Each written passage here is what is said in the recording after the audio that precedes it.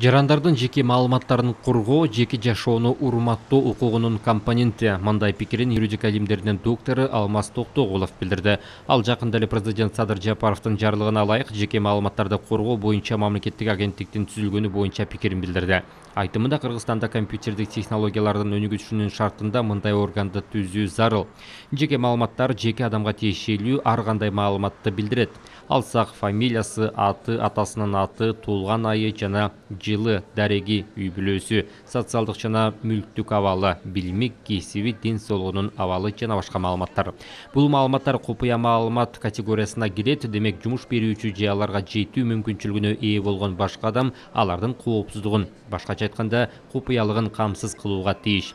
Жеке маалыматтар чөйрөсүндөгү укуктук мамилелер Конституция, мыйзамдар, эмгек жана жарандык кодекстер менен жөнгө салынышы керек.